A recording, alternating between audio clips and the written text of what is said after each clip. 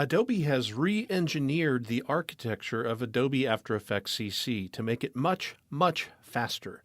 The first and most significant result of this effort is enhanced interactive previews. If you've used After Effects for any length of time, it'll be immediately obvious the first time you import a clip with audio and press the spacebar. Depending on the speed of your machine, you can get immediate playback. Notice the green bar indicates that it's caching faster than it plays. And best of all, as soon as it caches, you can hear audio with a spacebar preview. This is an awesome feature, but for the sake of this demo, I'll turn off audio for right now. But it doesn't end there. While you're previewing a comp, you can continue to work without interrupting the preview. For example, this clip may not be very interesting by itself, but it gets more fun if we add Cthulhu to the background.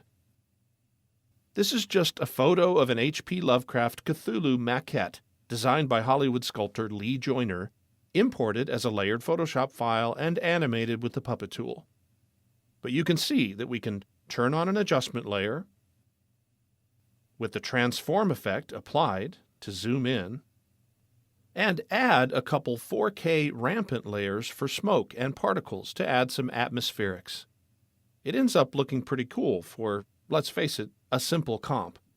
And in every case, the preview has continued to play and update in the background. Now, while things are now faster in After Effects, this doesn't mean that everything is suddenly playing back in real time. If we add an effect, like this camera lens blur, it won't render instantly the first time through. But this feature is all about interactive performance, as After Effects does continue to preview the comp as fast as your machine allows. You can resize windows, even open a second comp window if, for example, we want to tweak the color of Cthulhu's eyes. Lovecraft said they were green, after all. The preview will continue to play along as we tweak elements in other comps, which can be a great way to adjust embedded elements and immediately see the results in context.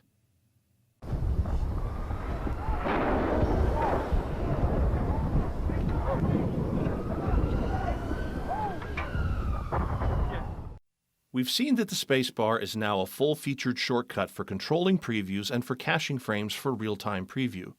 But don't worry if you're an experienced After Effects user who likes to use the 0 key on the numeric keypad for previews.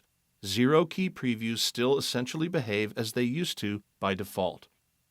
A quick look at the preview panel shows familiar controls for playing the comp, navigating a frame at a time, and jumping to the start and the end of the comp as before. But the old RAM preview button is now gone, and its functionality is rolled into the play button.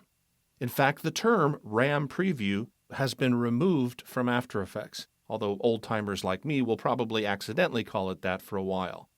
And now, when you expand the preview panel by dragging the frame down, you can see lots of new options, including the ability to customize almost all of the shortcut functions. If you need a specific preview behavior that isn't part of the defaults, you can adjust it here. These pop-ups allow you to control the behavior for each of the shortcuts. Also, the play button will respect whichever shortcut is currently shown in the panel, whether that be spacebar or the 0 key on the numeric pad. For example, by default, the spacebar previews from the current time, while the numpad 0 key previews from the start of the range, otherwise known as the work area here in the timeline.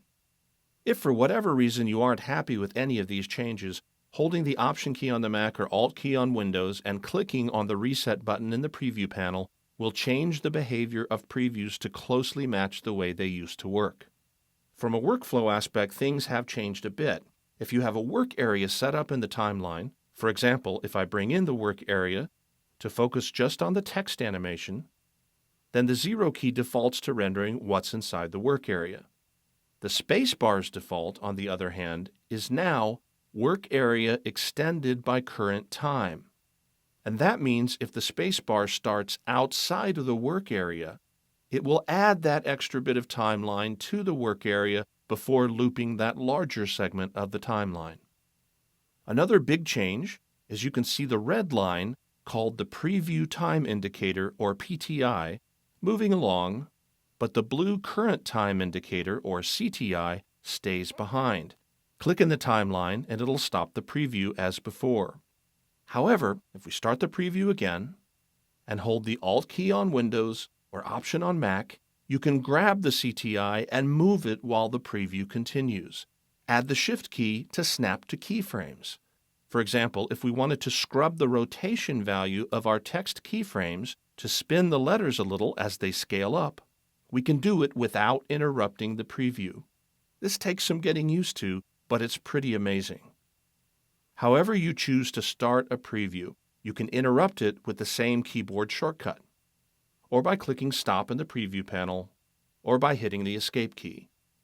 Stopping a preview with the spacebar will default to leaving your time marker wherever it is, while stopping with the 0 key or the Escape key will take you back to the position of your current time indicator.